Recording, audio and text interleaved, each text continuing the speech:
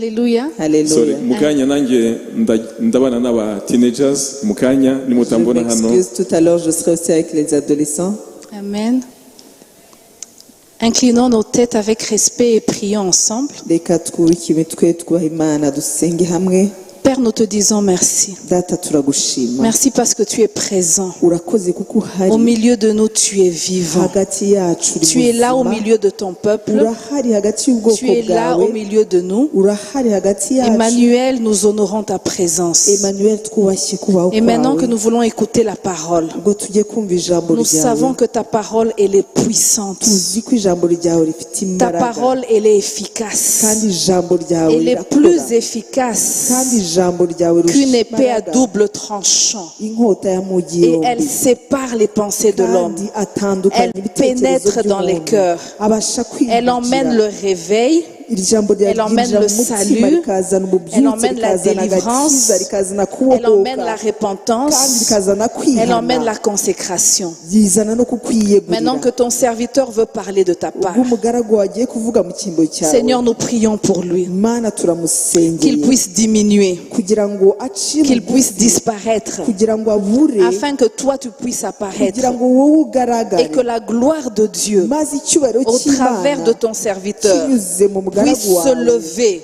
kizamuke et au travers de la prédication de la kandi parole, binyuze mu kubwirizwa kw'ijambo que ta parole puisse pénétrer dans les ijambo cœurs ryawe ribashe et que gucengera les mu cœurs mitima puissent s'ouvrir kandi imitima comme une ikinguke épée qui perce ibe et qui nk'inkota emmène la lumière. yinjira maze ikazana Car ta umucyo parole est la lumière. kuko ijambo ryawe ari Et la umucyo lumière, kandi elle umucyo luit dans les ténèbres. kandi umucyo ubasha Et les kumurika mu ténèbres se mwijima dispersent. maze umwijima ugahunga Saint-Esprit, nous t'invitons Mwuka wera que turagutumiye tu puisses prendre le contrôle de toutes choses kugira ngo ubashe gutegeka buri et que kintu toutes les œuvres de l'ennemi kandi imirimo yose puissent y'umwijima être, let them be silenced right now. icecekeshwe muri aka Que kanya tout ce qui vient du monde des ténèbres kugira ngo biva mu isi y'umwijima soit byose paralysé maintenant même bibashe kubuzwa par uburyo l'autorité que tu nous as conférée. mu mbaraga Nous waduhaye déclarons n'ubutware waduhaye que turatura ngo l'onction de Dieu amavuta y'Imana repose sur ton ave serviteur, ku mugaragu car wawe l'Esprit du Seigneur est avec lui kuko umwuka et w'Uwiteka ari il l'a kuri we oint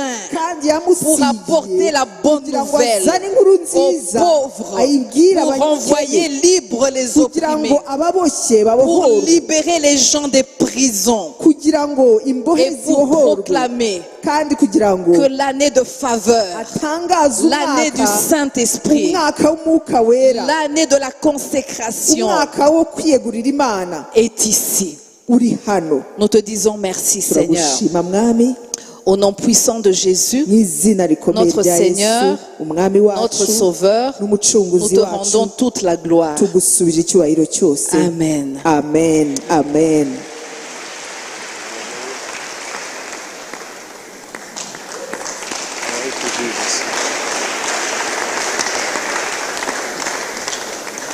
Alléluia. Amen. Amen. Amen. Amen. Vous savez, des fois, c'est pas facile de descendre ces escaliers. Ntabwo biba byoroshye kumanuka hariya. Il est facile de tomber, n'importe quoi peut arriver. Hari igihe umuntu ashobora kugwa atabyiteguye. Je bénis le Seigneur d'être ici. Ndashima Imana ko ndi hano. Comme on a dit, ça c'est être à la maison pour nous. Nk'uko babivuze ni mu rugo hano iwacu. C'est vrai, on a été en dehors du pays pendant longtemps. Ni koko twabaye mu mahanga igihe kirekire. Mais Dieu nous a fait grâce. Kuko Kristo Yesu yatanze ubuzima. La semaine passée, nous étions en train de parler de la Pentecôte. Mu cyumweru gishize twavugaga kuri Pentecote. Et nous avons réalisé comment Jésus plusieurs fois parlait à ses disciples. Maze tubona inshuro zose ukuntu Yesu yabwiraga abigishwa be. Il était en train de les préparer progressivement. Ni nkaho yagendaga bategura gahoro gahoro. En disant, il est avantageux pour vous que je m'en aille. Ababwira ngo mubifitemo inyungu ko nagenda. Afin que le Saint-Esprit vienne. Kugira ngo umwuka wera abashe kuza. Il dit, quand il viendra, maze aravuga ngo naza il vous conduira dans la vérité. azabayobora mu kuri. Il y a beaucoup de choses que le Saint-Esprit est là pour nous enseigner. Hari ibintu byinshi umwuka wera abereyeho kutwigisha. En fait, la parole déclare ceci. Mu by'ukuri ijambo riravuga ngo En ce qui nous concerne, nous n'avons pas reçu l'esprit de ce monde. ngo ku bwacu ntitwahawe umwuka w'iyi si mais nous avons reçu l'Esprit qui vient d'en haut, ahubwo twahawe umwuka uva hejuru afin de connaître toutes les choses qui nous ont été données par la grâce de Dieu. kugira ngo tubashe gusobanukirwa ibyaduhawe bwose ku Quand bw'ubuntu Christ est mort bw'Imana. à la croix, Kristo igihe yapfaga ku et quand il est musaraba ressuscité d'entre les morts, maze akazuka mu il y a bapfuye, tellement de choses qu'il a accomplies pour nous. hari ibintu byinshi cyane yakoze ku Le bwacu. Saint-Esprit est celui qui nous révèle ces choses progressivement. umwuka wera niwe ugenda ubiduhishurira gahoro Il gahoro, ouvre notre entendement, agafungura ubwenge bwacu, il ouvre notre intelligence agafungura ubwenge bwacu et n'ibitekerezo il nous byacu, permet progressivement de recevoir toutes ces choses qui nous ont été données par la grâce de Dieu. maze akadushoboza kwakira ibyo bintu byose twahawe ku bw'ubuntu bw'Imana. Je vais commencer par lire dans Jean chapitre 12. Ndabanza gusoma muri Yohana igice cya 12. Oh, gloire à Dieu, ils ont mis ça en français. Imana ishimwe banyishyire mu gifaransa. La Bible dit, Jésus leur répondit en disant, l'heure est venue où le Fils de l'homme doit être glorifié. Yesu arabasubiza ati igihe kirasohoye ngo umwana w'umuntu ahabwe ubwiza bwe. En vérité, je vous le dis, si le grain de blé qui est tombé en terre ne meurt, il reste seul. Mais s'il meurt, il porte beaucoup de fruits. Ni ukuri ndababwira yuko akabuto k'ishaka kataguye hasi ngo gapfe kagumaho konyine. Et le verset suivant. Celui qui aime sa vie la perdra et celui qui hait sa vie dans ce monde la conservera pour la vie éternelle. Ukunda ubugingo bwe arabubura, ariko uwanga ubugingo bwe muri iyi si azaburinda ageze ku bugingo buhoraho. Et le suivant, le dernier, je crois. Si quelqu'un me sert, qu'il me suive, et là où je suis, là aussi sera mon serviteur. Si quelqu'un me sert, le Père l'honorera. Umurongo wa 26, umuntu nankorera nkurikire kuko aho ndi n'umugaragu wanjye ariho azaba. Umuntu nankorera data azamuha icyubahiro. Alléluia. Ici dans ce verset, on parle de sacrifice. Haleluya. Muri uyu murongo baravuga igitambo. La Bible dit, si il ne meurt, Bibiliya iravuga ngo nadapfa, il ne peut pas porter de fruits. ngo akabuto nikadapfa nikabasha kwera Et je imbuto crois que nyinshi. cet enseignement, nous avons reçu cela pendant longtemps. Nibaza ko ibi twabyigishijwe igihe kirekire. C'est au travers de la mort que la vie apparaît. Binyuze mu rupfu nibwo tubasha kwakira ubugingo. Nous ne parlons pas nécessairement de la mort physique, Ntabwo tuvuga gupfa gusa k'umubiri, mais nous parlons de la mort qui est une consécration. ahubwo turavuga gupfa kubwo kwiyegurira Imana. En fait, l'apôtre Paul dit ceci dans Romains chapitre 12. Pawulo aravuga mu Baroma 12, Il dit, je vous exhorte, bien-aimés. ngo ndabinginga bene data. D'autre part, il dit, je vous en supplie, Ahandi aravuga ngo ndabinginga par les kubw'imbabazi compassions z'Imana, de Dieu, kubw'imbabazi z'Imana, à offrir vos corps comme un sacrifice ngo vivant, mutambe imibiri yanyu nk'ibitambo bizima, saint, agréable à Dieu, byera kandi bishimwa ce n'Imana, qui est de votre part un culte raisonnable. ngo kuko ariko kwikorera kwanyu gukwiriye. Il continue en disant, ne vous conformez pas au siècle présent, Arakomeza akavuga ngo kandi ntimwishanye n'ab'iki gihe, mais soyez transformés par le renouvellement de l'intelligence, ngo ahubwo muhinduke rwose mugize imitima mishya, afin de discerner quelle est la volonté de Dieu, ngo kugira ngo mumenye neza icyo Imana ishaka, ce qui est bon, ari byo agréable et byiza parfait. bishimwa kandi bitunganye rwose. Vous voyez, l'apôtre Paul nous dit ceci, nous devons nous offrir Mu by'ukuri Pawulo aratubwira ngo tugomba kwitamba comme des sacrifices vivants, nk'ibitambo bizima, vivants mais étant des sacrifices. ibitambo kandi biri bizima. Nous sommes vivants mais nous acceptons de mourir. Turi bazima ariko tukemera gupfa, Mourir en nous-mêmes, gupfa ku bwacu, mourir en notre volonté, gupfa ku bushake mourir bwacu, en nos désirs, gupfa ku bushake bwacu parce que nous n'ibyifuzo voulons que le byacu, Seigneur puisse agir au travers de nous. kuko dushaka ko Imana yakora bitunyuzemo. Et dans Jean chapitre 7, Muri Yohana igice cya 7, on a mentionné cela un peu avant. twabivuzeho mbere, Jésus s'est tenu, la Bible dit, s'est tenu le jour de la fête, le grand jour. ngo Yesu arahagarara kuri wa munsi mukuru, Et il a dit ceci, il dit que celui qui croit en moi, ngo unyizera des fleuves d'eau vive vont couler de son sein. imigezi y'amazi y'ubugingo izamutembamo. Et la Bible dit, il parlait du Saint-Esprit. Bibiliya iravuga ngo yavugaga kubw'umwuka wera. Et dans Ézéchiel chapitre 47, Maze Ezekiyeli 47, Ézéchiel a eu une vision. Ezekiyeli yagize iyerekwa, Et il a vu le nouveau temple. abona urusengero rushya, Mais dans le nouveau temple, il a observé quelque chose de particulier. ariko abonamo ikintu kidasanzwe. Du temple, il y avait de l'eau qui sortait. muri ya nzu y'Imana hari harimo amazi yasohokaga. Et la Bible dit quand il a continué à observer, Noneho birebwa ngo akomeza kureba il a vu que cette eau qui continuait à couler ngo abona ya mazi yatembaga était devenue une rivière. yahindutse umugezi. La quantité d'eau a augmenté Amazi ariyongera jusqu'à couvrir toute la surface. ageraho yuzura ahantu hose Au ahinduka point où il ne nk'inyanja pouvait pas marcher, il devait nager. ku buryo atabashaga kugenda agombaga koga. Mais il a remarqué aussi une particularité avec cette rivière. Ariko arongera abona umwihariko na ya nyanja. Partout où la rivière allait, Aho ya nyanja yaganaga hose elle apportait la vie. yazanaga ubuzima. Elle apportait la vie. yazanaga ubuzima. L'apôtre Paul maintenant dit ceci dans 1 Corinthiens chapitre 6. Pawulo aravuga mu Bikorino ba mbere Il dit, igice cya gatandatu ne savez-vous pas que vous êtes le temple du Saint-Esprit? aravuga ngo se ntimuzi yuko imibiri yanyu ari ingoro Que y'umwuka wera, l'Esprit de Dieu habite en vous. ngo kuko umwuka w'Imana aba muri mwe. La Bible dit le jour de la Pentecôte. Ngo umunsi wa Pentekote, Quand ce jour est arrivé, uwo munsi igihe wageze, les disciples étaient dans la chambre de prière. intumwa zari ziri aho gusengera mu cyumba cy'amasengesho, maze Quand le Saint-Esprit s'est manifesté, umwuka wera agaragaye, la Bible dit ils furent tous remplis Bibiliya iravuga ngo bose baruzura, et ils se mirent à parler en d'autres langues. maze batangira kuvuga izindi ndimi. Et ce qui a suivi, c'était un réveil. Kandi icyakurikiyeho bwari ububyutse. Et ils ont commencé à parler le Christ avec assurance. Batangira kuvuga ku bya Kristo bashize amanga. Les mêmes qui ont renié Jésus, Ba bandi bahakanaga Yesu, les mêmes qui ont fui quand Jésus était attrapé, bamwe bahunze igihe bafataga Yesu, c'est les mêmes qui se sont tenus debout, qui ont parlé le Christ avec puissance et avec assurance. abo nibo bahagaze bavuga Kristo mu mbaraga ndetse no mu bushizi bw'amanga, À cause du Saint-Esprit qui s'était manifesté dans leur vie. kubwo kugaragara k'umwuka wera mu buzima bwabo. Ça, c'est la réalité de notre chrétienté. Uko niko kuri k'ubuzima bwacu bwa gikristo. C'est vrai que nous devons nous offrir.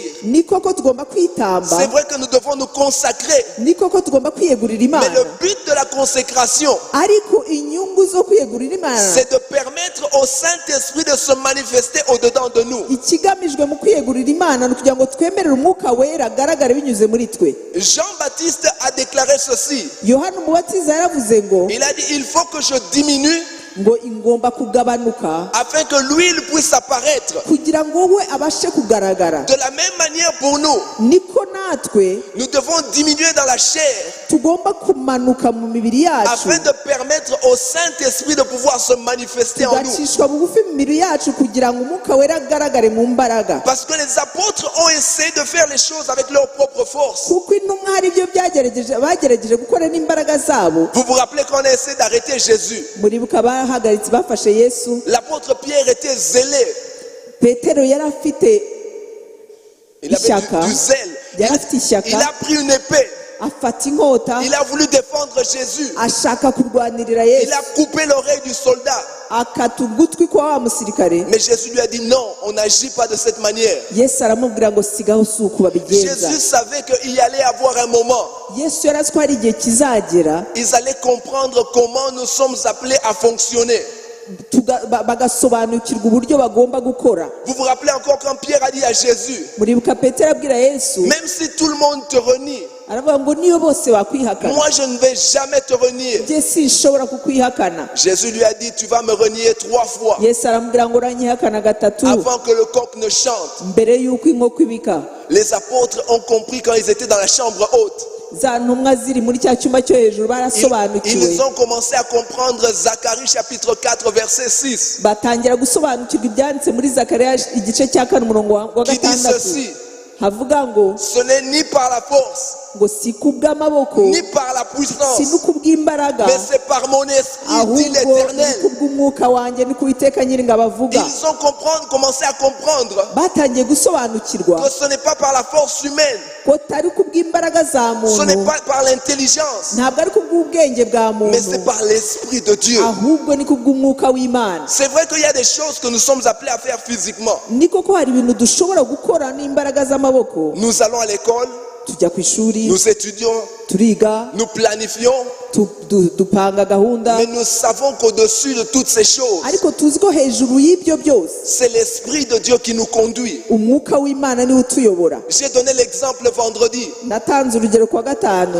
Beaucoup de gens ne réalisent pas cet aspect. abantu benshi ntibabyumva. David était un roi. Dawidi yari umwami, Il était un guerrier. yari umurwanyi.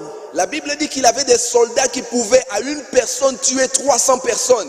Bibiliya iravuga ngo yari afite abasirikare bashoboraga umuntu umwe wenyine akica abantu 300. Il y a même une fois qui a tué 800 personnes en une fois. Hari n'umwe wigeze kwica abantu 800 wenyine. Vous vous demandez comment ces gens pouvaient faire une telle chose. Mukibaza ngo ese abo bantu babashaga gukora ibyo bintu gute? Mais voici le secret de David. Ariko dore ibanga rya Dawidi. David savait s'attendre à l'Esprit de Dieu. Dawidi yari azi gutegereza umwuka w'Imana. La Bible dit ceci, des fois il attendait Bibiliya iravuga ngo hari igihe yategerezaga et il consultait l'Éternel. maze akabaza Et Uwiteka, le Seigneur lui disait, ne va pas, n'avance pas. maze Imana ikamubwira ngo wigenda. Il disait, attends, Aravuga ngo tegereza, quand tu auras le signal, ninkubwira alors tu pourras avancer. icyo gihe nibwo uzagenda. Je crois que les soldats de David avaient appris à écouter.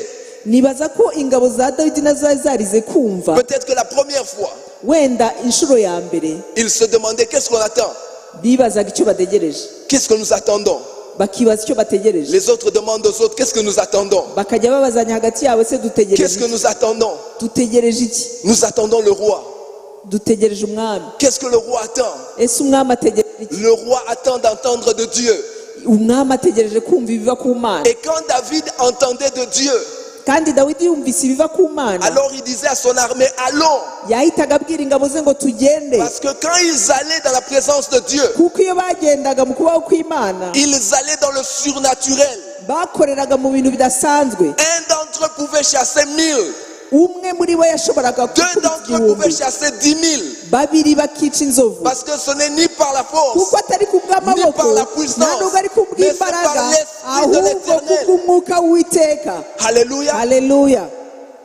Et David avait appris ces choses. Dawidi rero amenya ibyo bintu. Voilà pourquoi il a écrit Psaume 23. Niyo mpamvu yanditse Zaburi ya 23. Il dit ceci, tu dresses devant moi une table en face de mes adversaires. avuga ngo untegurira ameza imbere y'abanzi Tu banjye, induis ma tête et ma coupe déborde. ukansukaho amavuta maze igikombe cyanjye David kigasesekara. connaissait la présence du Seigneur. Dawidi yari azi kubaho kw'Imana. Voilà pourquoi même quand il a péché dans l'histoire de Bathsheba, Niyo mpamvu n'igihe yacumuraga muri ya nkuru ye na Batsheba, allez lire dans Psaume 51, muri Zaburi ya 51, le cri de son cœur, gutaka k'umutima we c'était éternel, n'enlève pas ton esprit de moi. yaravuga ngo mwami Imana ntukureho umwuka Ne wawe, m'enlève pas ton Saint-Esprit. ngo ntunkureho umwuka wawe. La Bible dit ceci dans Éphésiens chapitre 5.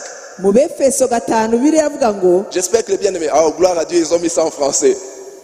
La Bible dit ceci, ne vous enivrez pas de vin, c'est de la débauche. ngo kandi ntimugasinde inzoga zirimo ubukubaganyi, Soyez au contraire remplis de l'esprit. ahubwo mwuzure umwuka, Remplis de l'esprit. mwuzure umwuka. Entretenez-vous par des psaumes, par des hymnes et par des cantiques spirituels. Ngo mubwirane, Et c'est écrit aussi, ma soeur, tu peux lire. mubwirane zaburi n'indirimbo n'ibihimbano by'umwuka, Chantant et célébrant de tout votre cœur les louanges du Seigneur. muririmba mucurangira umwami wacu mu mitima yanyu. La Bible dit ne soyez pas ivres de vin, Bibiliya iravuga ngo ntimugasinde c'est de la ibisindisha, débauche, kuko ari ubukubaganyi, mais soyez remplis du Saint-Esprit. ahubwo mwuzure umwuka wera. Bien aimé, c'est comme ça que nous fonctionnons. Bene data nuko dukora, Nous sommes appelés à fonctionner étant remplis de l'Esprit. duhamagariwe kubaho twuzuye umwuka Car wera, la Bible dit que nous ne luttons pas contre la chair et le sang, kuko Bibiliya iravuga ngo ntiduhangana n'inyama mais n'amaraso, contre les principautés, les dominations, les princes de ce monde de ténèbres, ahubwo n'imbaraga z'umwijima z'ahantu, les esprits méchants dans les lieux célestes.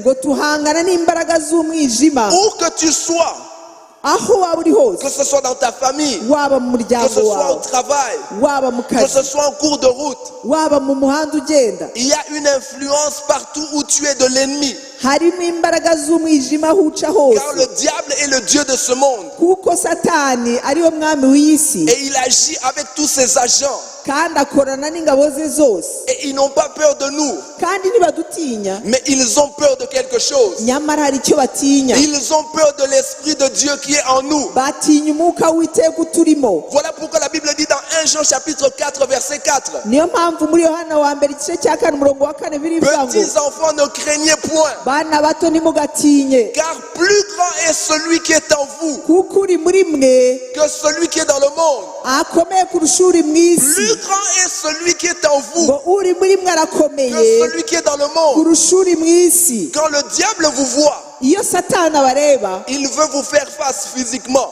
arashaka kubahangara mu mbaraga, Mais notre combat n'est pas dans la chair. ariko kurwana kwacu ntabwo Notre biri mu combat n'est mubiri, pas dans la chair. ntabwo turwanira mu Notre mubiri, combat est en esprit. ahubwo intambara yacu ibera mu mwuka. Voilà pourquoi nous connectons avec celui qui est en nous. niyo mpamvu duhuzwa n'uturimo. Et Ésaïe 59, 19 dit ceci. Yesaya 59:19 aravuga ngo Quand l'ennemi viendra contre nous, ngo iyo umwanzi ahagurutse comme un fleuve, l'esprit de l'Éternel le mettra en fuite.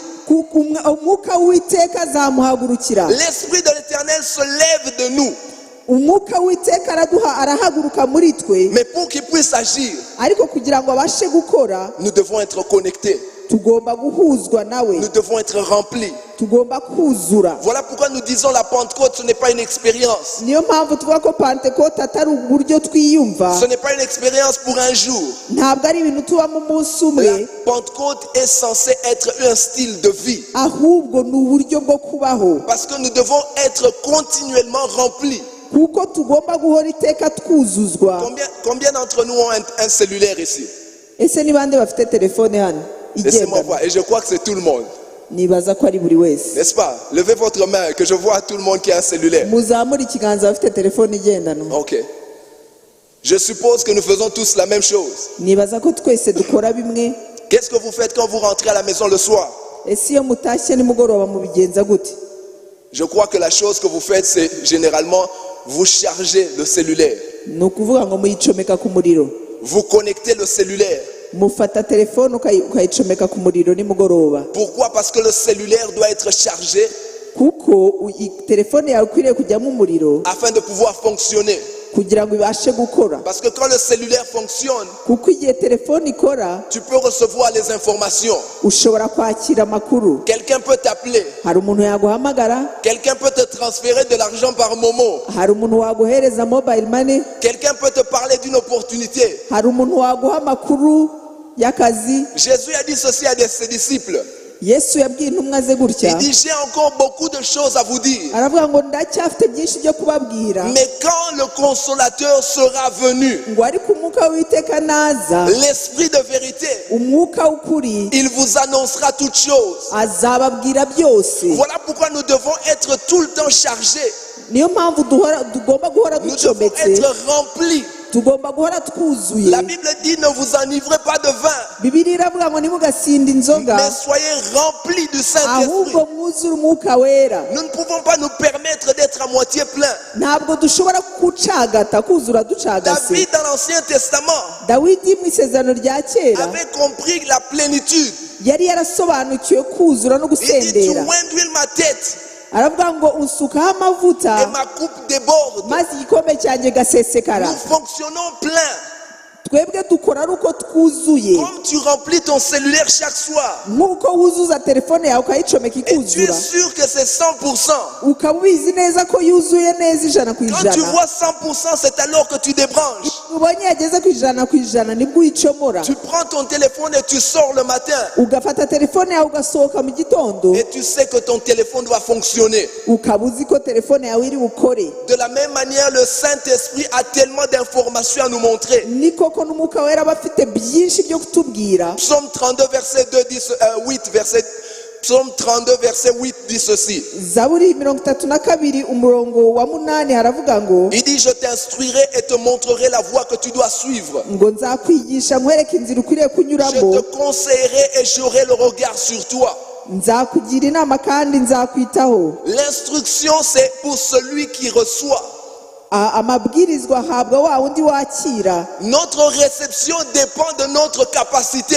uburyo twakira biterwa n'ubushobozi dufite. Voilà pourquoi nous ne devons pas être distraits. Niyo mpamvu tudakwiriye kurangara. L'apôtre Paul nous dit ceci, ne vous conformez pas au siècle présent. Pawulo aravuga ngo ntimwishushanye n'ab'iki gihe, Offrez vos corps comme un sacrifice vivant. ahubwo mutambe imibiri yanyu nk'ibitambo bizima, Soyez remplis du Saint-Esprit. mwuzure umwuka wera. Je vous dis, la présence du Saint-Esprit en nous Ndababwira ngo kubaho k'umwuka wera muri twe fait toute la différence. niho uzana La itandukaniro. présence du Saint-Esprit fait toute la différence. Kubaho k'umwuka wera mu buzima bwacu nibyo bizana itandukaniro. Les gens de ce monde cherchent les connexions. Abantu bo muri iyi si bashaka abantu bamenyana, Ils cherchent comment faire les choses. bagashaka uburyo bwo gukora ibintu, Mais nous réalisons d'où nous vient notre force. ariko twebwe tubona imbaraga zacu aho zituruka. Ésaïe chapitre 40 dit ceci. Yesaya 40 ijambo ry'Imana avuga ngo Les jeunes se fatiguent. abasore b'imigenda Ils barananirwa se lassent. bakaruha, Malgré leur force. nubwo bafite imbaraga, Malgré leur détermination. nubwo bagambiriye rwose Ils arrivent à la biyemeje, fin. bageraho bananirwa. Mais ceux qui s'appuient sur l'éternel, ngo ariko abiringiye Uwiteka, ceux qui s'attendent à l'éternel, abategereje ceux Uwiteka, qui se confient en l'éternel, abiringiye Uwiteka ils renouvellent leur force. basubizwamo imbaraga. Voilà pourquoi David dit ceci dans Psaume 23. Niyo mpamvu Dawidi avuga muri Zaburi ya 23 Tu restaures mon âme ngo usubizamo imbaraga et tu conduis mes pas dans les sentiers de la justice à kandi cause de ton uyobora nom. intambwe zanjye. Le Seigneur est celui qui nous restaure. Imana Uwiteka niwe udusubizamo imbaraga, Il nous rafraîchit. arongera akadusubiza imbaraga, Mais nous devons être remplis, ariko tugomba kuzuzwa, remplis de sa présence. twuzuye kubaho kwe. J'ai donné l'exemple de Esther au premier culte. Natanze urugero rwa Esiteri mu materaniro ya Et j'ai mbere, parlé de ça même vendredi. narabivuze kuwa gatanu. Les enfants d'Israël faisaient face à un génocide. Abana ba Isirayeli bari imbere y'itsembatsemba, Et je crois qu'au Rwanda, nous comprenons cela. kandi no mu Rwanda turabyumva. Ils allaient tous être exterminés. Bose bagombaga kurimburwa, Et cela venait de la plus grande autorité. kandi byari bivuye mu bo hejuru. C'était signé par le roi. Umwami niwe wari wabishyizeho umukono. La Bible dit qu'il y avait la peur à travers Babylone. Bibiliya iravuga ngo hari ubwoba bwinshi i Babyloni, Les gens tremblaient. abantu bari batitijwe n'ubwoba. Mordecai a dit à sa cousine Esther, Moridekayi abwira Esiteri, et dit, va voir le roi. aramubwira ngo genda urebe umwami, Parce que toi, tu es la reine. kuko wowe uri Tu umwamikazi, peux être connecté. ahari yakumva Et tu peux nous aider. wadufasha. Mais Esther connaissait une autre loi Ariko Esiteri yari azi irindi tegeko qui disait qu'on ne peut pas apparaître dans la présence du roi sans être invité. ryavugaga yuko utazi imbere y'umwami ataguhamagaye, Parce que c'était une condamnation à mort. kuko ibyo ngibyo byasobanuraga ko uciriweho urwo gupfa. Mais quand elle a compris qu'elle n'avait pas autre issue, Ariko asobanukiwe ko nta bundi buryo elle a afite, choisi de le faire. yahisemo kubikora. Mais voici ce qu'elle a dit. Dore ibyo yavuze, Plutôt que de se préparer aho kugira ngo yitegure à faire tourner son intelligence, no gukoresha ubwenge bwe uburyo dans azabigenza le monde actuel, muri iyi si ya none, c'est sûr qu'elle aurait passé des jours en train de choisir sa robe. wenda ari gufata iminsi myinshi ari guhitamo umwambaro Elle aurait bwambare, passé des jours en train de faire ses cheveux. wenda ari kujya muri salo akaba ari gukora imisatsi, Elle aurait passé des jours en train de voir quelle technique, quel calcul faire. wenda ari kumara iminsi ari gushaka uburyo n'ubundi bwo kubikora. Mais elle a compris ceci. Ariko yasobanukiwe Ce ko n'est ni par la force, ko atari kubw'imbaraga, Ce n'est ni par la ko puissance, atari no kubw'amaboko, mais c'est par l'Esprit ahubwo de ari Dieu. kubw'umwuka w'Imana. La Bible dit, elle a parlé à son entourage. Bibiliya iravuga ngo abwira abamwegereye, Il dit, prenons 3 jours aravuga ngo dufate iminsi itatu de jeûne et de prière. yo kwiyiriza ubusa no Nous gusenga, allons nous tenir dans la présence de Dieu. tuzahagarara mu kubaho kw'Imana, Je vais m'attendre dans la présence de Dieu. nzitegereza ntegereza Uwiteka. Et après 3 jours, Maze nyuma y'iminsi itatu ayant été dans la présence de Dieu, ari mu kubaho kw'Imana, je vais aller voir le roi. nibwo nzajya kureba Qu'est-ce umwami. qui se passe dans la présence de Dieu? Ese mu kubaho kw'Imana haberayo iki? Nous sommes en train d'être chargés. Turimo Qu'est-ce gucomekwa. qui se passe dans la présence de Ese mu Dieu? kubaho kw'Imana bigenda Nous sommes en gute? train d'être restaurés spirituellement. Turiho turasanwa mu mwuka. Qu'est-ce qui se passe dans la présence Ese de mu kubaho Dieu? kw'Imana dukuraho Le iki? Saint-Esprit nous ouvre. Umwuka wera aradukingura L'onction imitima, déborde. amavuta L'onction agasesekara, nous couvre. amavuta akadutwikira. Cette femme qui, après 3 jours de jeûne, Uriya mugore wafashe iminsi itatu yo kwiyiriza et ubusa, en plus à sec, maze atarya atanywa, vous pouvez vous imaginer, namwe mutekereze, ses os apparaissaient. amagufa yari asohotse, Sa forme changeait. wenda ubwiza bwe bugaragara bwarahindutse Mais la Bible dit quand elle est apparue devant le roi, ariko biravuga ngo ageze imbere y'umwami le roi n'a pas vu les os, umwami ntiyabonye amagufa le roi n'a pas vu les défauts, umwami ntiyabonye ibidatunganye le roi bigaragara a ku vu la mubiri gloire de Dieu. ahubwo umwami yabonye icyubahiro Parce que cy'uwiteka l'onction débordait, kuko amavuta yari elle asesekaye brillait. yararabagiranaga Le roi dit Esther, viens, umwami aravuga ngo esiteri ngwino qu'est-ce que je peux faire pour ese toi? uransaba iki Même si c'est la moitié de mon iyo royaume, byaba icya kabiri cy'ubwami bwanjye demande-moi, je vais te donner saba cela. rwose icyo ushaka ndaguha Ce n'est ni par la force, ntabwo ari kubw'amaboko Ni par la puissance, nta nubwo ari kubw'imbaraga mais par l'Esprit ahubwo de ni Dieu. kubw'umwuka w'uwiteka nous devons permettre à celui qui est en nous tugomba kwemerera uri muri twe d'apparaître, akagaragara de se révéler. akagaragara Mais il faut pour cela que nous puissions mourir, ariko ku bw'ibyo twe dukeneye gupfa que nous puissions mourir en nous-mêmes dukeneye gupfa ku bwacu et permettre qu'il puisse apparaître. maze tugatuma agaragara Et notre façon de mourir, kandi uburyo bwacu bwo gupfa c'est d'attendre. ni ugutegereza Attendre dans sa présence. gutegereza mu Quand tu bwiza te bwe réveilles le matin, wabyuka mu ne gitondo cours pas aller manger, prendre ton petit déjeuner. ntukirukanyire kujya kurya Ne cours pas aller faire les appels téléphoniques. ntukirukanyire kujya guhamagara Quand tu te gutelefona réveilles le matin, nubyuka mu gitondo commence à reconnaître sa présence. tangira wemere kubaho kwe Dis Saint-Esprit, merci pour ta présence en moi. ubwire ngo mwuka wera urakoze Merci, kubwo car kubaho tu es kwawe avec hano moi. urakoze kuko Je ne ubyukanye suis pas nanjye seul. ntabwo ndi jyenyine Tu es en moi. uri muri jye Je suis ton temple. njyewe ndi Je urusengero me rwawe consacre encore ce matin à nongeye toi. kukwiyegurira muri iki Je gitondo m'attends à ta présence. nongeye gutegereza kubaho kwawe Parle, ton serviteur écoute. mbwira dore umugaragu wawe Quelle ndumva est la direction de la journée? ese uyu munsi mugenze nte Bien-aimé, le monde nous presse. bene data isi iradutsikamira Les circonstances nous pressent. ibihe tubamo Le biradutsikamira monde veut que nous puissions réagir et réagir rapidement. isi irashaka ko dukomeza dukurikira twirukanka Mais notre force n'est pas dans la précipitation.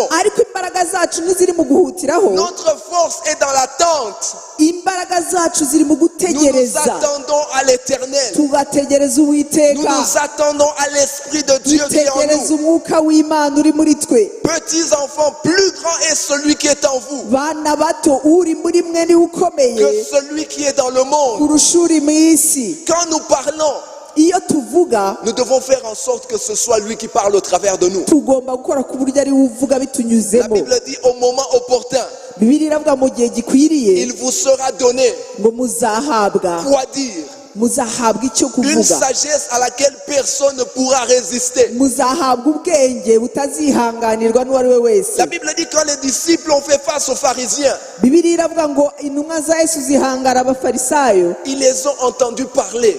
barabumvise bavuga Ils se sont regardés entre eux. bararebana hagati yabo Il dit comment ces gens peuvent parler de cette façon. baravuga ngo ese aba bantu babasha bate kuvuga gutya Ce sont des gens qui n'ont pas étudié. ni abantu batize Ce sont des gens qui ne sont pas éduqués. ni abantu batarezwe cyane C'est parce que l'Esprit de Dieu était en train d'agir dans leur vie. nuko ahubwo umwuka w'iteka arimo arakora mu buzima bwabo Bien aimé, c'est ce que nous cherchons. bene data nibyo C'est ce duharanira que nous voulons. nibyo dushaka Le Saint-Esprit a beaucoup pour chacun d'entre nous. mwuka wera afitiye byinshi umwe muri twebwe Où que tu sois, aho waba uri hose quel que soit où tu as été appelé, aho wahamagawe aho ariho hose l'Esprit de Dieu umwuka w'iteka a la solution. agufitiye À la igisubizo réponse. agufitiye inyishyu Mais la manière dont il nous parle, kandi uburyo atubwira juste comme quand tu connectes ton cellulaire nk'uko iyo ucometse telefone et yawe tu ne le déconnectes pas directement, ntuhite uyicomora ako après kanya une minute, nyuma y'umunota umwe même pas après une heure, nta nubwo ari na nyuma y'isaha tu imwe laisses le téléphone chargé. urareka telefone yawe ikuzura Elle continue à se faire charger. ugakomeza ukayireka Il ikuzura continue à se charger. Et jusqu'à ce que le téléphone soit plein. kugeza ubwo yuzura neza De la même manière, nous restons dans la présence de ni Dieu. nako dukwiriye kuguma mu kubaho Quand kw'imana tu sens que tu commences à te vider, iyo utangiye kumva utangiye gucagata c'est pas le temps pour toi de chercher des distractions. ntabwo ari cyo gihe cyawe cyo gushaka C'est pas ibikurangaza le temps pour toi d'allumer la télévision. ntabwo ari cyo gihe cyo gucana televiziyo C'est pas le temps pour toi de lire les journaux. ntabwo ari cyo gihe cyo gusoma C'est ibinyamakuru le temps pour toi d'aller dans ta chambre. nicyo gihe ahubwo cyo kujya mu cyumba Et dis, cyawe Saint-Esprit, je suis là, ukavuga je ngo suis mwuka là, wera je suis là, ndahari je ndahari suis là. ndahari ndahari Remplis-moi, remplis-moi, nyuzuza remplis-moi, nyuzuza remplis-moi. nyuzuza nyuzuza Jésus a dit ceci à la femme samaritaine. yesu yabwiye wa musamariyakazi Si tu savais qui te parle, aramubwira ngo iyaba wari uzi tu allais umuntu lui demander de l'eau. iyaba wari uzi ugusaba amazi Et wari l'eau qu'il allait kuyamusaba te donner kandi amazi yari kuguha va devenir en toi des sources d'eau vive. yari guhinduka imigezi idudubiza muri wowe Nous allons dans la présence de Dieu pour boire. tujya mu kubaho kw'imana kugira ngo Quand tunywe nous reconnaissons sa présence, iyo twemereye kubaho quand kwe nous reconnaissons qu'il est là, iyo twemeye tukamenya ko ahari nous appelons sa présence duhamagara kubaho kwe à se manifester. tugahamagara kubaho kwe kugaragara Vous pouvez commencer lentement. ushobora gutangira gahoro Vous gahoro pouvez commencer avec la fatigue. ushobora gutangira unaniwe Vous pouvez commencer avec l'épuisement. ushobora gutangira warushye Mais quand vous reconnaissez sa présence ariko iyo wemeye et kubaho vous kwe continuez à presser dans sa présence, ugakomeza gukomeza mu kubaho kwe il arrive un temps maintenant où il prend la relève. hagera igihe akagufasha Quand il prend la relève, igihe agutwaje c'est alors que vous pouvez courir. nicyo gihe mushobora C'est alors kwirukankana que vous pouvez avancer. nicyo gihe mushobora C'est kugendana alors que vous pouvez signer le contrat. nicyo gihe mushobora gusinya C'est alors que vous amasezerano pouvez dire oui ou non. nicyo gihe mushobora kuvuga ngo yego Parce cyangwa que hoya c'est conduit par l'Esprit de Dieu que kuko vous êtes. uzaba uyobowe n'umwuka w'imana Car la Bible dit tous ceux qui sont fils de Dieu sont conduits par l'Esprit de Dieu. kuko ijambo ry'imana rivuga ngo abayoborwa n'umwuka wera nibo bana b'imana La Bible nous parle d'une histoire de l'apôtre Pierre. bibiri itubwira amakuru y'intumwa petero Dans le livre des Actes, mu byakozwe n'intumwa la Bible dit un jour, je crois que c'est Actes chapitre 9, ndibaza ko ari mu byakozwe n'intumwa igice cya 9 l'apôtre Pierre est rentré intumwa petero yaratashye et il était midi, yari mu gicamunsi il avait faim, yarashonje il était fatigué naniwe et on lui préparait à manger. bari kumutegurira ibyo kurya Pendant qu'on lui préparait à manger, mu gihe bamuteguraga ibyo kurya il n'a pas demandé les journaux,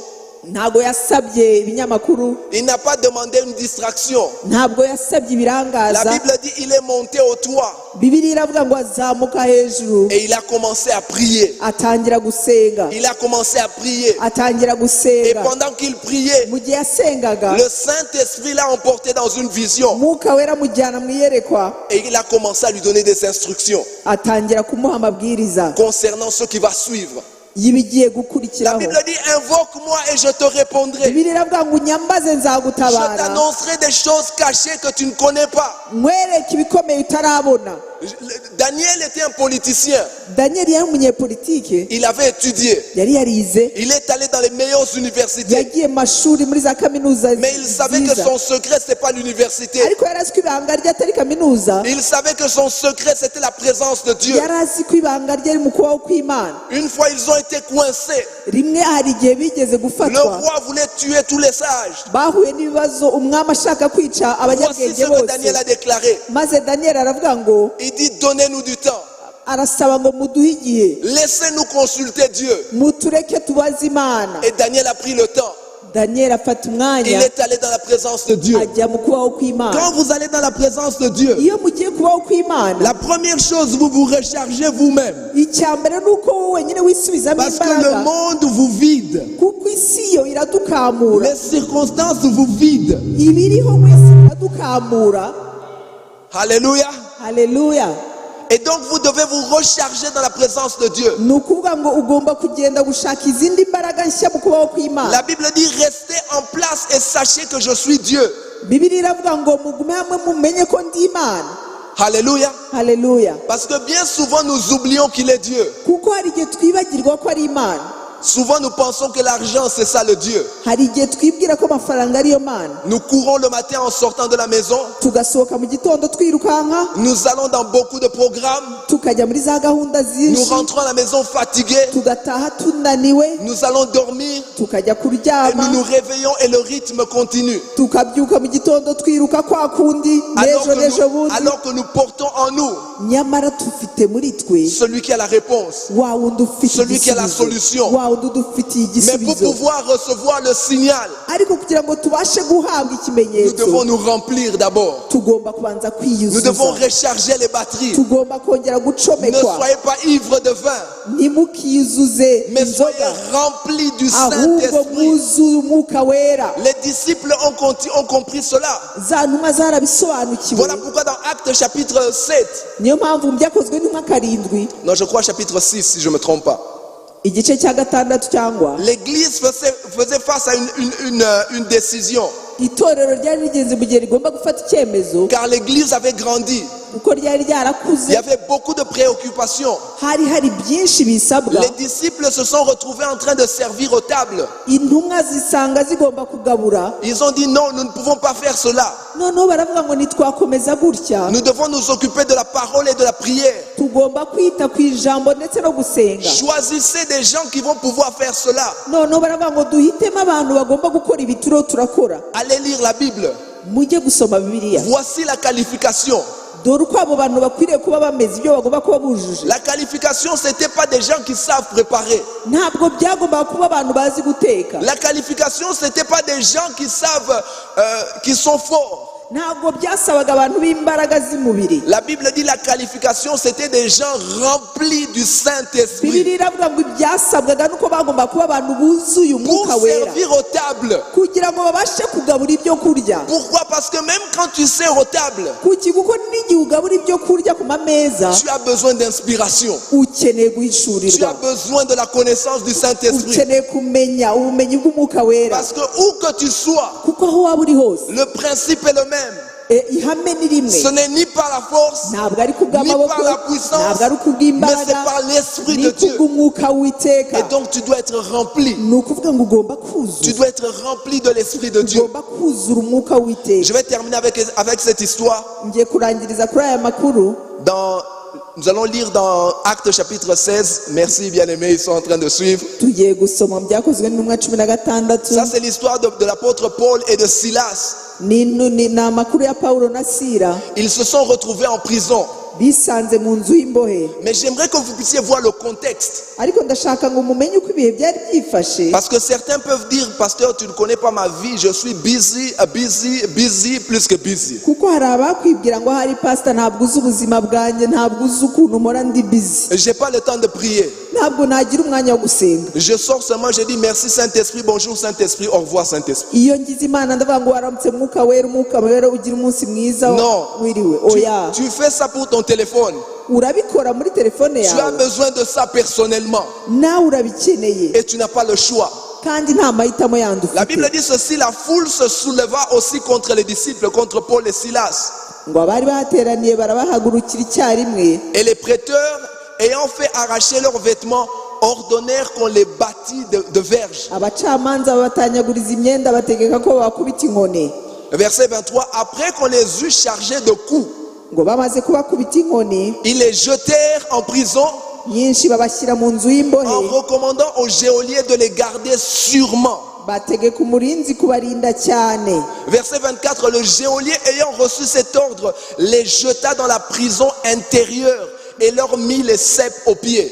nawe ategetse atyo abajugunya mu nzu yo hagati akomeza amaguru yabo mu mbago J'aimerais essayer de vous donner un peu, nous allons continuer après. J'aimerais un peu de vous donner le contexte. ndashaka kubabwira neza uko byari byifashe Vous savez, ces gens, quand ils tapaient, c'était pas comme on tape aujourd'hui. muzi aba bantu igihe bakubitaga ntabwo ari ku buryo bakubita uyu munsi C'était des soldats romains bari abasirikare b'abaroma qui avaient la force. bafite imbaraga Et la Bible dit ils utilisaient des bâtons. bibiliya iravuga ngo bakoreshaga ibibando Donc ils les ont battus. ni ukuvuga ngo barabakubise Probablement même qu'ils avaient peut-être des côtes qui étaient un peu cassées. wenda bari bafite imbavu zavunitse Ils étaient fracassés. zavunitsemo Non seulement ça, on les a jetés en prison. ntabwo byagarukiye ahubwo babajugunye no mu nzu Et y'imbohe pas seulement en prison normale, mais on les a jetés dans la prison intérieure. ahubwo babajugunye mu nzu yo hagati Ce qui veut dire qu'ils n'avaient pas accès aux fenêtres. bivuze ngo bari ahantu badafite n'amadirishya Donc ils étaient dans le noir. bari mu mwijima Et on leur a mis des chaînes aux pieds. maze barabazirika Tout ce qu'ils entendaient, c'était les rats. ibyo bumvaga zari imbeba gusa zihita Mais ils étaient tellement épuisés, tellement fatigués que je pense que même si le rat te mord en ce moment-là, tu ne fais même pas attention. nibaza ko bari bananiwe ku buryo n'igihe imbeba yari nko kubarya batari kugira icyo babikoraho Ils auront pu s'asseoir et commencer à dire, ah Paul, je pense que tu as manqué d'écouter Dieu. bari gushobora kwicara bagatangira kubwirana ngo ariko Pawulo nibaza ko utumvise neza Imana Ou Paul pouvait commencer à dire, non, tu sais, on est ici pour Jésus, hein. On va juste mourir pour Jésus. wenda Pawulo yari kuvuga ngo turi hano ku bwa Yesu, reka tugume hamwe dupfe nyine ku bwa Yesu. Ils pouvaient commencer à parler de lamentation. Ahari bari gushobora gutangira kwitotomba, Mais voici par contre ce qu'ils ont commencé à faire. ariko reba ibyo batangiye La Bible gukora. dit vers le milieu de la nuit, Bibiliya iravuga ngo ariko mu gicuku Paul et Silas priaient et chantaient les louanges de Dieu. Pawulo na Sila barasenga baririmbira Imana, Et les prisonniers les entendaient. izindi mbohe zirabumva. Ils ont commencé à prier. Batangira gusenga, Ils ont commencé à prier batangira gusenga parce qu'ils ont réalisé. kuko basanze C'est vrai que tout ne semble pas aller autour de nous. ni koko nta kigenda ku Mais bidukikije, il y a un qui est en nous. ariko hari umuri muri twe Il est plus grand. arakomeye, Il est plus grand. arakomeye, Il est plus grand que les circonstances arakomeye autour de nous. kurusha ibihe turimo. Peut-être que nous ne sentons pas l'envie de prier. Aha ntabwo twumva dushaka Nous gusenga, n'avons pas la force de prier. ntabwo dufite imbaraga zisenga, Mais il est vivant. ariko ni Il muzima, est vivant. ariko ni muzima. Merci Saint-Esprit car tu es là. Oh, Mwuka wera urakoze kuko Tu uri es là, muzima. tu es là, tu es Urahari, là, urahari, tu es là, tu es là, urahari, tu es là, urahari, tu es là. urahari, urahari. Alléluia. Haleluya. Et ils ont commencé à bénir le Seigneur. Batangira gushima Imana. La Bible dit ceci dans Jude chapitre 1 verset 20. Il n'y a qu'un seul chapitre. Muri Yuda igice cya mbere ni igice kimwe cyonyine, La Bible dit ceci en ce qui vous concerne, bien-aimés. aravuga ngo ku bwanyu bene data Édifiez-vous sur votre très sainte foi muhagarare ku kwizera kwanyu, en priant mushikame par le Saint-Esprit. musenga En kubw'umwuka priant wera, par le Saint-Esprit. musenga bw'umwuka wera. Ils ont commencé à prier. Je crois qu'ils ont commencé à prier en langue. Barasenze, nibwira ko batangiye kuvuga mu ndimi. Rappelez-vous que l'apôtre Paul a dit ceci. Mwibuke Pawulo yavuze ngo Je bénis le Seigneur que je prie en langue plus que vous tous. ndashima Imana ko mbasha gusenga mu ndimi kurusha mwese. Pour qu'ils disent cela, Kugira ngo bivuge, ça veut dire qu'ils savaient qu'ils priaient le matin, nuko yari azi ko asenga mu Il priait à gitondo, midi, agasenga saa ils sita, priaient le soir. agasenga nijoro, Quand il était en route, il priait en langue. ari mu nzira agasenga mu ndimi, Quand il était calme, il priait. atuje agasenga, Il chargeait sa batterie. agahora acomeka, Il chargeait sa batterie agahora continuellement. yisubizamo Il imbaraga chargeait sa batterie kubw'umwuka wera. continuellement. Et en ce moment, je ne pense pas qu'il pouvait faire autre chose. kandi icyo gihe sinibaza ko hari ikindi yari bukore. Et c'est ce qu'il était en train de faire. N'ibyo ngibyo yari ari La Bible harakora. dit ceci, ne soyez pas ivres de vin, Bibiliya iravuga ngo ntimugasinze mais soyez inzoga, remplis du Saint-Esprit. ahubwo mwuzure umwuka wera. Comment nous faisons cela? Ese tubikora gute? En priant, Mu gusenga, en chantant des cantiques, mu kuririmbira des indirimbo nshya, hymnes spirituels. mukaririmba zaburi nshya. Et c'est ce qu'ils étaient en train de faire ici en kandi ibyo prison. nibyo bariho barakora muri iriya Il a nzu commencé y'imbohe. à prier. Atangira Il a gusenga, commencé à chanter. atangira La kuririmba, présence de Dieu a commencé à se manifester. ubwiza bw'Imana Les butangira rivières ont kugaragara, commencé à couler. za migezi itangira La gutemba. Bible dit ceci, la prison a bougé, a été secouée. Bibiliya iravuga ngo inzu y'imbohe iranyeganyezwa, Les chaînes sont tombées. maze ya minyururu Les iragwa, portes se sont ouvertes. inzugi zose Le zirakinguka. réveil a commencé en prison. Ububyutse bwatangiriye mu nzu y'imbohe, Car la gloire de Dieu s'était kuko manifestée. icyubahiro cy'Uwiteka cyari cyagaragaye. Alléluia. Haleluya. Ce n'est pas en lisant les journaux. Ntabwo ari mu gusoma Ce ibinyamakuru, n'est pas en étant distrait. ntabwo ari mu kurangara, Mais c'est en étant conscient de la présence de celui qui est en nous. ahubwo ni ukumenya neza kubaho k'uturimo. Continuellement tu pries Iteka Continuellement, tu t'attends à lui. udasiba, ugakomeza gutegereza, et tu reçois les instructions, ukakira quel que soit ukakira ce qu'il te dit. ibyo akubwira gukora. Et c'est alors que tu as ta réponse. Igihe wumvise icyo akubwira nibwo Je ubona donnais un igisubizo témoignage cyawe. au premier culte. Natanze ubuhamya mu materaniro ya mbere, Je vais terminer par un autre témoignage reka nongere ndangirize ku bundi buhamya. du même frère, Undi mwene data, mais je vais donner une autre partie de son témoignage. reka ntange ikindi gice cy'ubwo buhamya. Je me rappelle une fois, le frère, c'était un frère dans notre église en Afrique du Sud. Yari mwene data mu itorero ryacu ryo muri Afurika y'Epfo. Il avait terminé ses études universitaires Yari yarangije amasomo ya kaminuza, et il est allé travailler comme stagiaire quelque part. ajya gukora ahantu nk'uwimenyereza. Et pendant qu'il travaillait, Igihe yakoraga, il a eu la faveur avec son manager.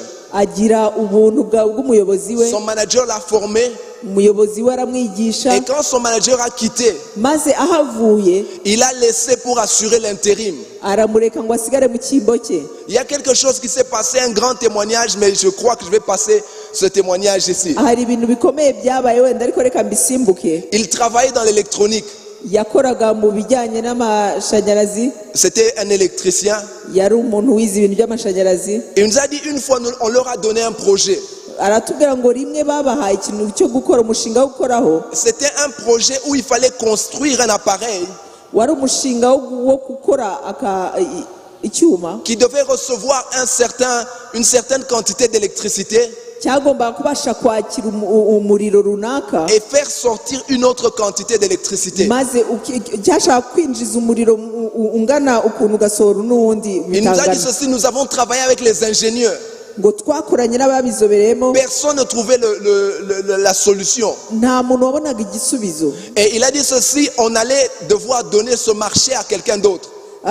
Bigeze bagiye gutanga iryo soko ngo bariho abandi. Mais il dit pendant ce temps, il a commencé à prier. Muri icyo gihe atangira gusenga. Il dit nous travaillons pendant toute la journée. Twarakoraga ku manywa yose. Et il dit une fois j'ai même ramené ce rapport à la maison. Rimwe ndongera ndanatahana ako kazi mu rugo, Il dit j'ai déposé ça sur la table. ngashyira ku meza, Et il était continuellement en train de prier. akomeza asenga. Il dit le matin pendant que j'étais en train de me préparer pour aller au travail, Mu gitondo ndiho nditegura ngo njye ku kazi, j'allais de la douche à la chambre. nkajya mva muri dushe njya mu cyumba, Et il dit j'étais en train de prier en langue. ngakomeza asenga mvuga mu Il ndimi. dit pendant que je priais, Mu gihe nasengaga, quand je passais devant la table, nciye imbere ya meza, j'ai regardé le même plan. ndongera ndareba wa mushinga uko Il dit ushushanyije, soudainement j'ai eu la réponse. maze mpita ngira ishurirwa ry'igisubizo. Soudainement je savais ce qu'il fallait faire. mpita menya neza ikigomba J'ai gukorwa, commencé à écrire rapidement. ntangira kubyandika vuba J'ai vuba, ramené le projet au travail. ndongera nsubiza wa mushinga ku kazi. Les ingénieurs ont analysé cela. Noneho ba bandi babizobereyemo barabireba, Ils ont vu que c'était possible. bahita babona ko bishoboka, Ils ont commencé à construire. batangira kubaka. Noneho Ce projet a rapporté des millions à la compagnie. wa mushinga uzanira za miliyoni aho nakoreraga, Et ce que la compagnie a fait pour ne pas le perdre, kandi kompanyi icyo yakoze kugira ngo atabitakaza, ils ont appliqué pour la nationalité sud-africaine pour lui à cause de ça. bamuhaye ubwenegihugu bwa Afurika y'Epfo kubera uwo mushinga. Parce qu'il y a une loi en Afrique du Sud qui dit que si tu peux faire quelque chose qui est un avantage à la nation, Kuko hari itegeko rivuga ngo nukora ikintu gifitiye inyungu ishyanga cyangwa igihugu, tu as droit immédiatement à la nationalité. ugomba guhita ugira uburenganzira ku bwenegihugu. Et c'est comme ça qu'il a eu la nationalité sud-africaine. Nuko nguko yabahawe ubwenegihugu bwa Afurika Le y'Epfo. même Saint-Esprit Wa mwuka wera qui agit chez Daniel, wakoze kwa qui Daniel, agit chez David, uko ugakora kwa qui Dawidi, agit chez Paul, ugakora kwa il Pawulo, est le même qui est en toi. ni wa wundi ukurimo. Plus grand est celui qui est en toi Ngo uri muri wowe que celui arakomeye qui est dans le monde. kurusha uri mu isi. Mais tu dois comprendre ce principe. Ariko ugomba gusobanukirwa iryo Ce n'est pas hame, par la force, kuko atari Ce n'est pas par kubw'amaboko, la puissance, ko atari mais kubw'imbaraga, c'est par l'Esprit de Dieu en ahubwo toi. kubw'umwuka wera uri muri wowe. Mettons-nous debout ensemble. Reka duhaguruke. Thank you, Jesus.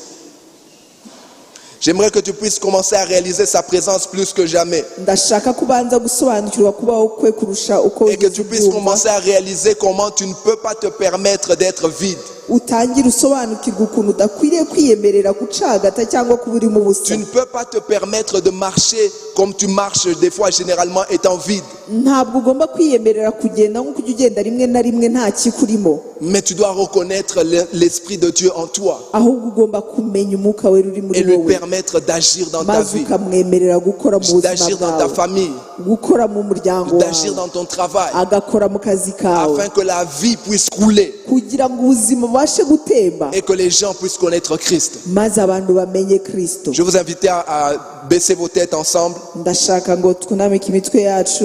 J'aimerais donner une opportunité pour tout celui qui est ici. Ndashaka guha amahirwe uri hano, Tu es venu cet après-midi, waje muri aya masaa sita, tu as peut-être été invité wenda waratumiwe, ou tu as senti au-dedans de toi qu'il fallait que tu viennes, cyangwa wiyumvisemo ko ugomba kuza ou hano, peut-être même que tu as l'habitude de venir. cyangwa se hari umenyereye no kuza, Mais tu sais au fond de toi ariko uzi neza muri wowe que Christ n'est pas Seigneur de ta vie. ko Kristo atari umwami w'ubugingo bwawe. Tout commence par Christ étant Seigneur dans ta vie. nyamara byose bitangira ko Yesu abaye umwami Il dit w'ubugingo ceci, je me bwawe. tiens à la porte de ton cœur et je frappe. aravuga ngo dore mpagaze ku rugi ndakomanga, Si tu ouvres ton cœur, nufungura umutima wawe j'entrerai dans ta vie nzinjira mu buzima et je bwawe demeurerai avec toi. kandi nzaturana nawe. Si tu es là et tu sais que Christ n'est pas Seigneur de ta vie, niba uri hano ukaba uzi ko Kristo atari umwami w'ubugingo bwawe, peut-être que tu l'as fait dans le passé, ahari warigeze mais kubikora, aujourd'hui tu sais que Christ n'est pas le maître. ariko uzi neza uyu munsi ko Kristo Il n'est atari we pas mwami, Seigneur. ntabwo ari we mwami Le w'ubugingo don bwawe. du Saint-Esprit Imbaraga z'umwuka wera, est le Umwuka wera, résultat d'accepter Christ. kwemera Kristo, Il vient pour confirmer l'œuvre de Christ dans nos vies. aza kugira ngo ahamye umurimo wa Kristo mu buzima Et si bwacu. tu es là cet après-midi rero niba uhari uyu munsi et tu veux répondre à son appel, ukaba ushaka kwitaba ko aguhama, je t'invite à lever ta main là où tu es. ndagutumiye kugira ngo uzamure ikiganza cyawe Lève ta main là aho où tu uri. es. ikiganza cyawe Lève ta uzamure, main là où tu es. zamura ikiganza cyawe aho uri. Que Dieu te bénisse, mon frère. Imana iguhe umugisha Que mwene Dieu te data, bénisse, mon frère, derrière. Imana iguhe umugisha mwene Que data, Dieu vous bénisse, vous qui êtes derrière. Imana iguhe umugisha wowe wemeye. Je vais vous demander de faire un pas de plus, ndashaka kubasanga ngo mutere intambwe, de pouvoir venir devant. Je sais que c'est pas facile, mais muze venez hano devant. imbere. ndabizi ko bitoroshye kuza hano imbere, Le Seigneur vous connaît. ariko Uwiteka arabazi. Ne regardez pas aux hommes, nturebe umuntu, regardez à lui. ahubwo urebe Je vais vous Uwiteka bari demander de vous ureba. avancer, tous ceux qui ont levé vos mains. niba wazamuye ikiganza cyawe ndagusaba ngo utere intambwe wegere Venez imbere, devant, approchez-vous, approchez-vous. Nous allons mwegere hano applaudir. imbere, egera hano imbere, Que Dieu utere vous bénisse, que intambwe. Dieu vous bénisse. Imana iguhe Approchez-vous, umugisha, approchez-vous. Imana iguhe umugisha, wegera hano. Imana Je vais iguhe inviter umugisha, aussi utera celui qui a intambwe. qui n'a jamais été baptisé par le Saint-Esprit avec l'évidence du parler en langue. ndashaka gusaba n'utarigeze ubatizwa mu mwuka wera ngo ahabwe ikimenyetso cyo kuvuga mu Si tu ndimi. es ici, tu n'as jamais été baptisé dans le Saint-Esprit niba uri hano utarigera ubatizwa mu mwuka wera, avec l'évidence de la prière en langue, ugasenga ngo ubasha gusenga mu ndimi, je vais t'inviter aussi à t'avancer. ndashaka gutumira ngo nawe wegere hano imbere. Nous allons prendre les quelques minutes qui vont suivre tugiye gufata iminota mike et ikurikiyeho, nous allons prier ensemble. dusenge hamwe. J'ai vu cette expérience se répéter encore et encore. Je peux vous donner plusieurs témoignages. ibyo bintu nabibonye biba inshuro nyinshi kandi nabaha ubuhamya bwinshi.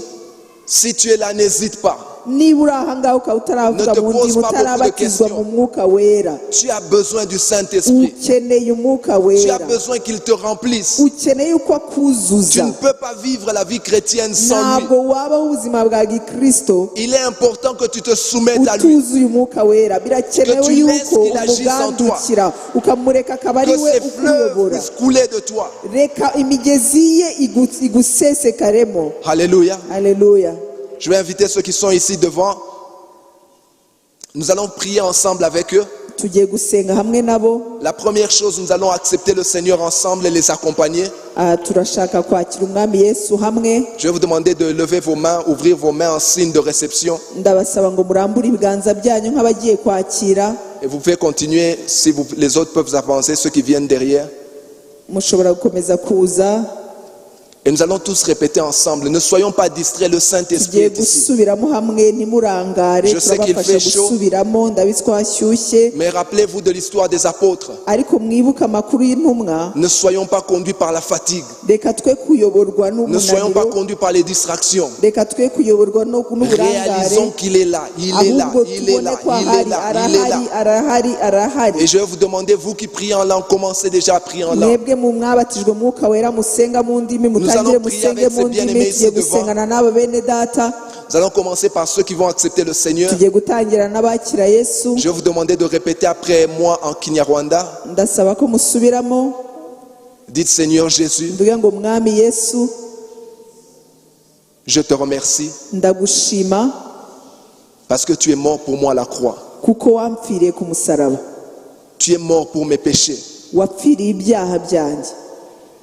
Aujourd'hui, je t'ouvre mon cœur. uyu munsi ngukinguriye umutima, Je t'invite dans ma vie. ndagutumiye mu buzima bwanjye. Viens en moi. ngwino Prends le contrôle de ma vie. ngwino ufate ubutware y'ubuzima bwanjye. Sois mon Seigneur umbere umwami, et sois mon sauveur. umbere umukiza. Remplis-moi de ton esprit. nyuzuza umwuka wawe. Saint-Esprit, conduis ma vie. mwuka wera uyobora ubuzima Je bwanjye reconnais que c'est toi qui m'as été donné nemeye ko ari wowe nahawe afin de diriger ma vie. kugira ngo uyobore ubuzima bwanjye. Merci de me sauver, Seigneur Jésus. urakoze kunkiza mwami Et yesu merci de me remplir de ton esprit. kandi urakoze kunyuzuza umwuka wawe. Nous allons prier maintenant tous ensemble. reka noneho dusenge twese hamwe. Je vais demander à ceux qui sont ici devant, ndashaka gusaba abari hano qui imbere n'ont jamais été baptisés dans le Saint-Esprit avec l'évidence du parler en langue. batarigera batizwa mu mwuka wera ngo batangire kuvuga indimi nshya. Permettez-moi de vous donner un exemple rapide. ndashaka kubaha urugero rwihuse. Et même ceux qui viennent à peine d'accepter le Seigneur Jésus, namwe mukimara gukizwa no kwakira yesu aka kanya la promesse est pour vous. iryo sezerano ni iryanyu. Il est ici, le Saint-Esprit est là. mwuka wera ari hano Vous êtes qualifiés. namwe mwamwakira. Ce don est pour vous.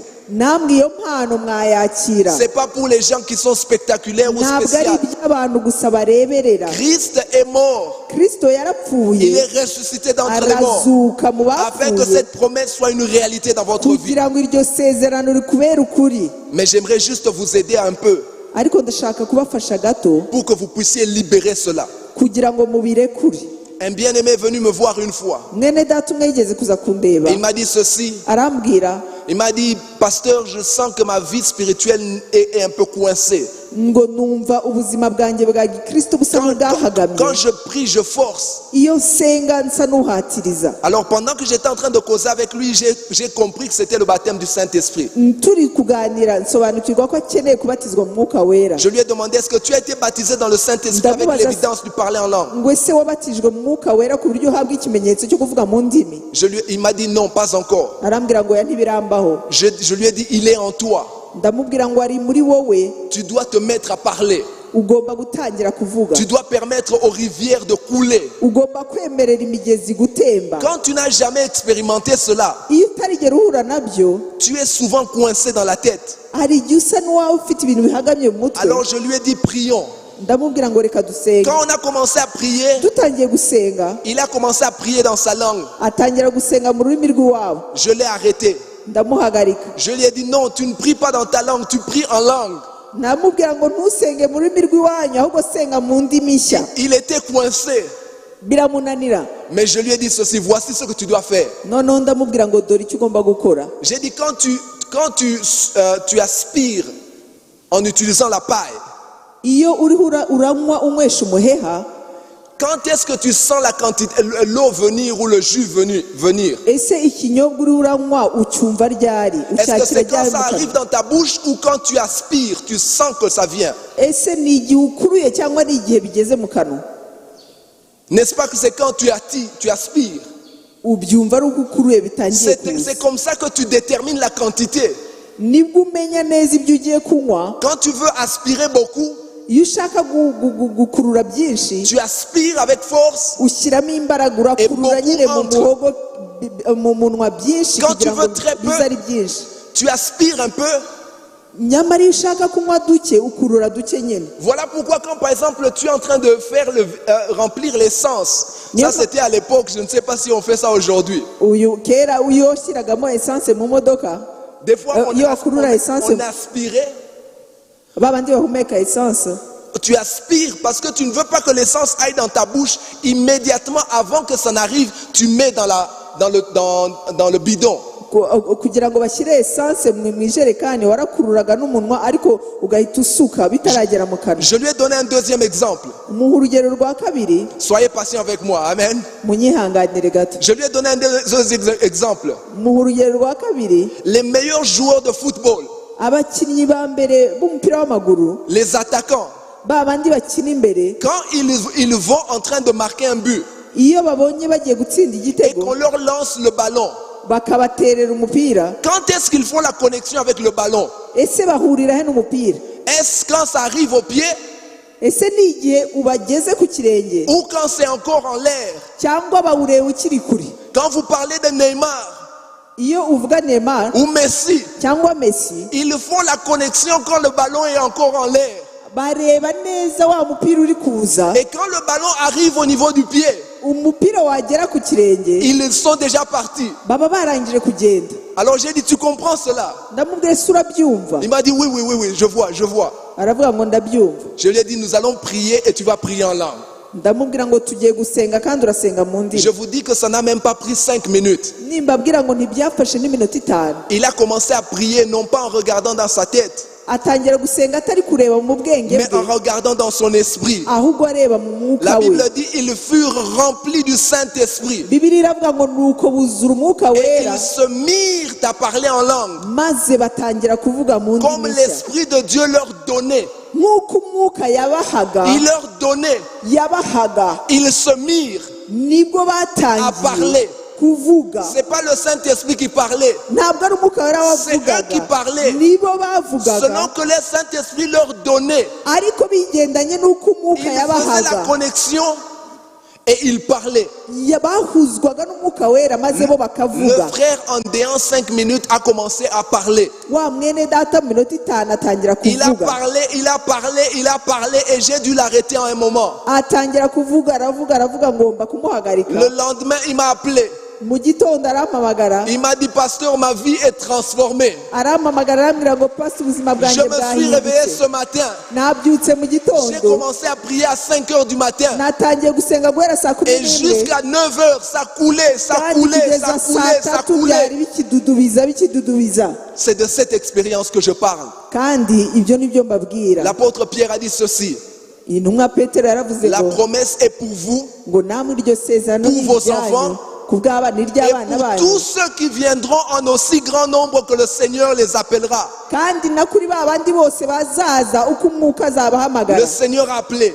Uwiteka yahamagaye Vous avez répondu. kandi mwitabye. Recevez maintenant. Mwakire Nous rero, allons prier. Levez vos mains. tugiye gusenga, muzamure Je vais ibiganza vous demander byanyu. aussi, vous qui êtes derrière, Ndashaka gusaba namwe muri nous inyuma, allons commencer à prier. tugiye gutangira gusenga. Reconnaissez sa présence en vous. Il est en vous. Twakire kubaho kwe hano, arahari. Commençons à prier. Dutangire gusenga. Seigneur, nous te disons merci. Oh mwami, turagushima, Merci pour ta présence turagushima en ce kubwo lieu, kubaho Seigneur de kwawe gloire. hano hantu mwami. Je te dis merci pour ces bien-aimés, Seigneur, qui sont ici turagushima devant. kubaba bene data bari hano. Je te dis merci car la promesse est pour eux, Seigneur de gloire. Et pour leurs enfants, Seigneur. Et pour tous ceux en aussi grand nombre qui pourront venir après, Seigneur. Oh Saint-Esprit, merci de les toucher en ce moment, Seigneur. Merci de te manifester dans leur vie, oh Seigneur. Merci de te révéler, Seigneur mon Dieu. Laisse que les fleuves puissent couler maintenant. Laisse que les écluses soient ouvertes au-dedans de maintenant. Que les fleuves jaillissent maintenant au nom de Jésus. Au nom de Jésus, je brise tout blocage dans leur vie. Au nom de Jésus-Christ, je déclare la liberté pour chacun d'entre eux. Que les fleuves puissent couler maintenant. Que les fleuves puissent couler maintenant au nom de Jésus. Les manabrababa sidi abachete les bénécités. Oyele meni bredesh que te kerkeria palata palasiti didiere. Oyele meni bredesh que te le palata makali te pele te placate de pele siti didiere basata. Ne soyez pas distrait, ne soyez pas distrait, ne soyez pas distrait. Il est là, il est là, il est là, il est là, il est présent, il est présent. Il est là, je les manababa, c'était les gata la baï, te prene pele te pesquita. Ayala mayere, je te prene pele que pele te prapapala, te kede siti didiere basata. Oh, thank you, Lord, thank you, Lord, thank you, Lord, thank you, Lord. Merci pour ta présence en ce lieu, Seigneur. Merci car tu es là, merci car tu agis, merci car tu agis, merci car tu agis, merci car tu touches que les manas malades bredesh, que te keleketi malade bredesh. Oyerebe se te bredesh, que te kelita palana malade babakalidesh. Oyerebe se te bredesh, que te lelelelelele yarabasata. Alima mayelele se te bredesh, que te keleketi. Oyerebe se te bredesh, que te keleketi yarabasata. Oyerebe se te bredesh, que te keleketi yarabasata. Ayama mayelele se te bredesh, que te keleketi yarabasata. Kele mane bredesh, kelika la palade bredesh, que te keleketi yarabasata. Oh, thank you, Jesus. Thank you, Jesus. Thank you, Jesus. Thank you, Jesus. Thank you, Jesus. Thank you, Jesus. Thank you, Jesus. Let me pray and close. Je vais prier, clôturer en prière. Je vais vous demander à vous qui êtes derrière. Le Seigneur a parlé cet après-midi. Vous avez entendu sa voix. J'aimerais qu'en ce moment que vous puissiez lever vos mains ndashaka ko muzamura ibiganza Et byanyu qu'au-dedans de vous, que vous puissiez prendre cette détermination maze muri mwebwe mwiyemezemo imbere de commencer une nouvelle marche avec le Saint-Esprit. gutangira urugendo rushya n'umwuka Vous ne wera pouvez pas vous permettre d'être à moitié plein ou à vide. ntabwo mwakwiyemerera kuba mu busa cyangwa La Bible dit gucagata soyez continuellement remplis, Bibiliya remplis, iravuga ngo remplis de l'Esprit. mukomeze iteka mwuzure Seigneur, je te dis merci pour ton peuple, Seigneur. mwami ndagushimira ku bwoko bwawe Comme il est écrit, tu as envoyé ta parole et tu les guéris. nk'uko ijambo ryawe rivuga ngo nukohereza umwuka wawe maze Et tu dis umwuka wawe aussi que ta arabakiza parole ne rentre à toi qu'après avoir accompli ce pourquoi tu l'as envoyé. ijambo ryawe rivuga ngo ntabwo ijambo ryawe ryakugarukaho ritabashe gusohoza Tu icyo as envoyé ta wagambiriye parole cet après-midi à ton wohereje peuple. ijambo ryawe muri gitondo ubwoko Car tu bwawe veux qu'ils soient remplis de ta kuko présence. urashaka ko buzura kubaho kwawe Qu'ils marchent conduits par ton esprit. ko bagenda buzuye umwuka wawe Qu'ils soient continuellement consacrés à toi. kugira ngo bahore iteka bakwiyegurira Afin que tu les utilises pour ta gloire. maze ubakoreshe Et kubw'icyubahiro que ta cyawe vie puisse couler au travers d'eux. kugira ngo ubuzima bwawe butembe bibanyuzemo Voici que ton peuple va partir. mwami ubwoko bwawe bugiye kuva hano hantu Ils vont rentrer dans leur famille. bagiye gutaha mu ngo Ils zabo vont rentrer dans leur vie de tous les jours. bagiye gusubira mu buzima bwa Au buri travail, munsi Seigneur. mu kazi Nous kabo reconnaissons encore, comme ta parole le déclare, twebwe twemeye ko ijambo ryawe rivuga que ce ngo n'est ni par la force, ko atari ku ni bw'amaboko par la puissance, ko atari ku mais c'est bw'imbaraga par ton esprit, ahubwo Seigneur. ku bw'umwuka wawe Laisse que, Yesu. Seigneur, que tu leur donnes un nouvel élan, mana reka ubahe kwanza nouveau départ. izindi mbaraga que ukundi tu les gutangira remplisses à nouveau uwuzuze bundi et bushya que tu les conduises comme jamais auparavant. maze ubayobore nk'uko utigeze Et que ubayobora tu sois mbere glorifié au travers de leur vie maze wiheshe icyubahiro mu buzima par des bwabo signes, des prodiges.